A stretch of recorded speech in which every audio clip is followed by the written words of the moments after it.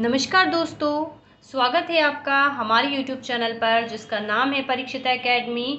तो आज हम फिर से बुक लवर के लिए बुक रिव्यू लेकर आए हैं सूचना का अधिकार अधिनियम 2005 के बारे में। एक्चुअल में ये जो एक्ट है ये लॉ स्टूडेंट्स के लिए काफ़ी इम्पॉर्टेंट है, स्पेशली LLB सेकेंड सेम में जो स्टूडेंट अध्ययन रहते हैं, और वो हालांकि किसी और सेम में भी हो सकते हैं, डिपेंड करता है कि यूनिवर्सिटी क्या है। तो वहाँ पर आपको इस वाले एक्ट को एज अ सब्जेक्ट पढ़ना पड़ता है, तो उसके लिए हम यहाँ पर बुक रिव्यू लेकर आए हैं। काफ़ी इंपॉर्टेंट ये बुक है, बहुत सिंपल शब्दों में हम यहाँ पर इसका वर्णन करेंगे। एक बुक के बारे में वो सारी बातें जो हमें जानना चाहिए हम सब कुछ आपको बताएंगे।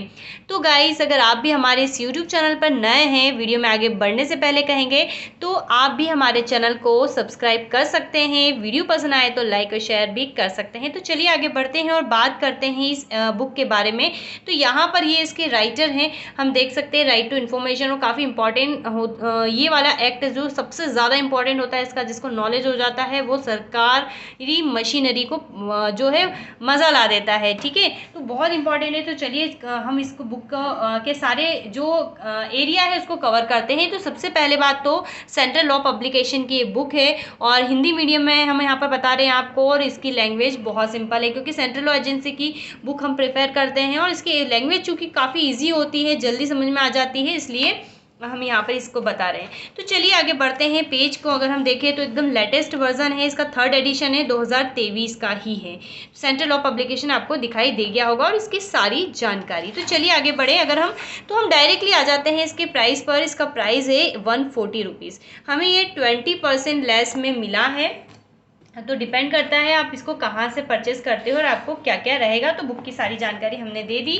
तो चलिए हम भी बुक में आगे बढ़ते हैं, और सबसे इम्पॉर्टेंट चीज़ आती है इसके, ये आप इंट्रो देख सकते हैं, इस जो जी माधवन है उनका यहाँ पर दे रखा है। तो आप इसको पढ़िए और पढ़िएगा। हम अगर बुक में आगे बढ़ते हैं जल्दी से, तो हम इसकी बात करते हैं सेकंड इम्पॉर्टेंट फैक्ट प्राइस जानने के बाद, वो है ये जो बुक का कंटेंट क्या है। तो बुक की जो विषय वस्तु है वो हमें इसके जो इंडेक्स है उससे समझ में आ जाती है, और यहीं से हमको इसका स्टडी मटेरियल भी पता चलता है। तो अगर हम बात करें कितने चैप्टर्स हैं, तो बहुत छोटी बुक है, तो 6 चैप्टर्स हैं और कुछ स्पेशल चीज़ें यहाँ पर दे रखी हैं अधिनियम से संबंधित। तो चलिए आगे बढ़ते हैं। तो जनरली जो राइट टू इन्फॉर्मेशन एक्ट है 2005 वाला, उसमें इसका बेसिक चीज़ दे रखी है।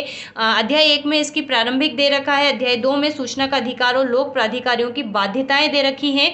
लोक प्राधिकारी क्या होते हैं वो सब डेफिनेशन आपको प्रारंभिक में जानने को मिल जाएगी। देन इसके बाद अगर हम बात करें तो जो सेंट्रल इंफॉर्मेशन कमीशन है, केंद्रीय सूचना आयोग के बारे में बात कर रखी है यहाँ पर कि किस प्रकार से इसका गठन होता है, और जो इसमें मेंबर होते हैं उसकी पदावधि सेवा शर्तें क्या होती है, कौन इसको अपॉइंट करता है, कौन इसको पद से हटाता है, क्या कारण होते हैं, सब कुछ यहाँ पर आपको मिलेगा।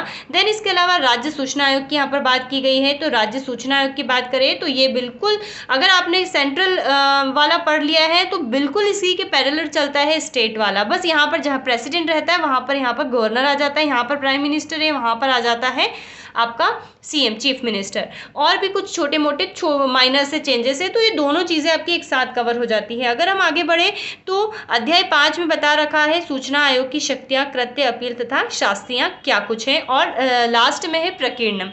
तो यहाँ पर ये इसके बारे में सब कुछ बता रखा है। तो ये बुक खत्म हो जाएगी क्योंकि एक अलग सब्जेक्ट है DAVV में, ये इसका एक अलग सब्जेक्ट है, बहुत छोटा है लेकिन बहुत इंपॉर्टेंट है। तो चलिए यहाँ पर हम देख सकते हैं, और कुछ प्रमुख यहाँ पर जजमेंट भी दे रखे हैं related to RTI।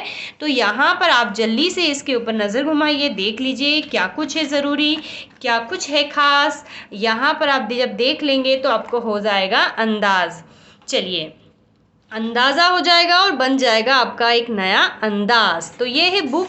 Page quality इसकी बहुत बढ़िया है, ये अल्फ़ाबेटिकली इसके अरेंजमेंट्स दे रखे हैं। और अगर हम ये आपको छोटी सी झलक दिखाएं तो आइए चलते हैं, ये इसका वर्जन रहेगा हिंदी में। कुछ इस प्रकार से थ्योरेटिकल पार्ट है, चूँकि इंट्रोडक्शन है तो थ्योरेटिकल पार्ट है, लेकिन चूँकि बहुत छोटा है तो हम इजीली पढ़ सकते हैं। और एक्ट का जो भी बेसिक सा क्राइटेरिया होता है, ये सेक्शन इसको धारा बोलते हैं। 1 है तो धारा 1, संक्षिप्त नाम विस्तार प्रारंभ परिभाषाएं यही रहती है, तो यहाँ पर आपको इसकी परिभाषाएं बहुत ही अच्छे से करनी है। तो जब ये कवर हो जाएगा तो सब कुछ कवर हो जाएगा, तो आप समझ गए होंगे हम यहाँ पर क्या कहने की कोशिश कर रहे हैं। तो बुक के इंडेक्स से ही आप इसका अंदाज़ा लगा सकते हैं। तो फ्रेंड्स, ये थी बुक। पेज क्वालिटी इसकी बहुत अच्छी है, कंपेरेटिव हमने मुस्लिम लॉ का जो अभी अपलोड किया था वीडियो, उसकी कंपेयर में वो भी अच्छा है, बट ये उसकी कंपेयर में ज़्यादा बेहतर है। और ये बुक छोटी सी है, अगर हम बात करें इसमें टोटल पेजेस की तो 182 है, तो ज़्यादा पेजेस भी नहीं है, आपका ये सब्जेक्ट बहुत जल्दी कवर हो जाएगा। अब अधिक जानकारी हासिल करना चाहते हैं तो यहाँ पर संपर्क कर सकते हैं। अगर आप चाहते हैं कि आपको घर बैठे बैठे बुक मिल जाए, तो हमने जहाँ से बुक खरीदी हम वहीं का आपको एड्रेस दे देते हैं, आप संपर्क कर सकते हैं। यहाँ से आप जो है ऑनलाइन भी देख सकते हैं, जिससे कि आपको कम समय में चीज़ें समझ में आ जाएगी, आपको विजिट ना करना पड़े प्लेस का, अगर आप दूर रहते हैं। फिलहाल ये इंदौर का है, चूंकि हम इंदौर के नज़दीक हैं इसलिए हमने यहाँ पर खरीदी। ज़रूरी नहीं है कि आप यहीं से खरीदें, हो सकता है आपके आसपास भी कुछ पास हो तो आप वहाँ पर देख सकते हैं। तो बस बुक में इतना ही। अभी जल्द हम कुछ ही समय में कॉन्ट्रैक्ट एक्ट सेकंड का भी लेकर आएंगे। तो बताइएगा ये वीडियो आपको कैसा लगा और किन बुक्स का आप रिव्यू चाहते हैं हमें बताइएगा। तो have a nice day and thanks for watching.